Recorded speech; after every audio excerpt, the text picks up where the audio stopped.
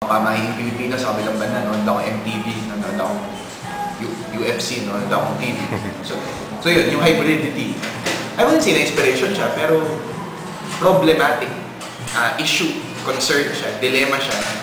Sino mo i-address doon sa mga to? Yung iba po, di ba, may mga writers na kung meron silang specific na kailangan lugar para nagsusulat. Kayo, Wala. Kahit saan. Oo, myth yan. Para sa mga ano yan, para sa mga high school, college kids na feel nila kulto mula, feel nila romantic.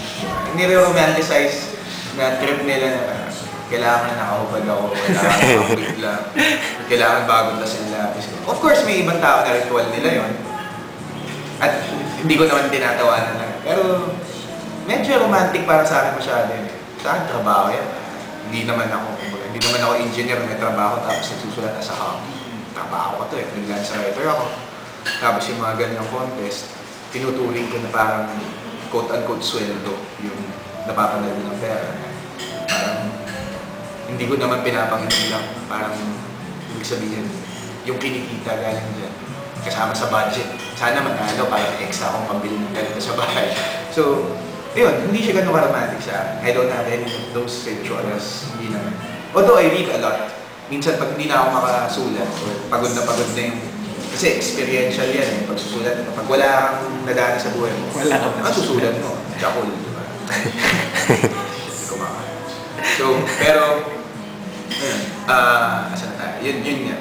About inspiration, I do read a lot. Pag pagod na ako, nakakakuha ko ng minsan may linya, may a line from some other poem that strikes me as very beautiful or very strange or strange enough to be written about.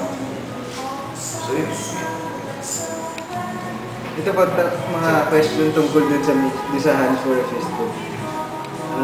Doon po sa archipelago, ano po yung importance ng priestess? Tanong niya yun. Mga tanong na hindi masasagot.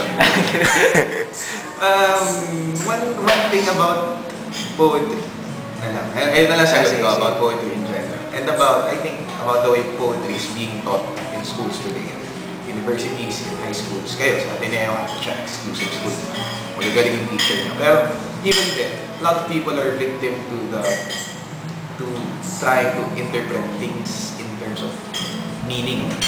Na para ba siyang isang language, para siyang isang cryptic language na yung isang salita may symbolic meaning na ganito, yung isa ganito, yung isang metaphor, hanapan mo ng metaphor. Pero I don't think that's always the case. I don't think that should be the case actually. Na hindi siya alien language na kailangan mo interpret para maintindihan. Ang una kong hinahanap sa tula is the acting, meaning, yung emotion. Are people moved? Now, if you were to ask me what the priestess meant, hindi ko masabi, it just fit. Hispanic yung theme, ganyan. Dati may mga babae. Swak lang talaga siya. Swak lang siya. Yun. Plus, parang, I guess the sound of it sounded right. Priestess, tapos mga hard sounds yung mga kapatid. Nakatabi niyang mga salita. Aside from that, parang when you say priestess, it conjures up this image para sa akin na dapat dignified siya.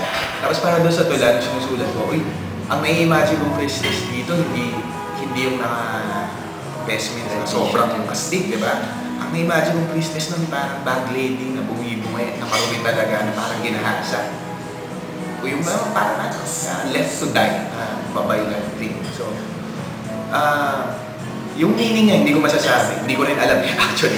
Pero yung meaningfulness niya, yung affect niya, ganun yung gusto ko dahil na mayroon old woman dito na iniwan, sinaktan niya, yun yung naisip ko. On hindsight na lang din kasi sinusulat ko medyo diretso. Ito po, tanong din niya. Nag-disclaimer ka ba? May riddle daw dun sa isa.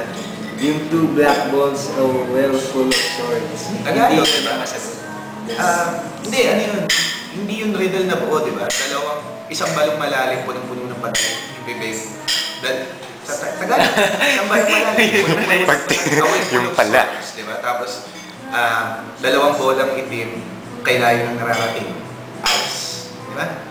So, kinuha niya, hindi to, ano ba, sinubo ko siyang i-defamiliarize, ilayo ko sa setting ng Tagalog. Pag in English ba ito, ano tunog nito?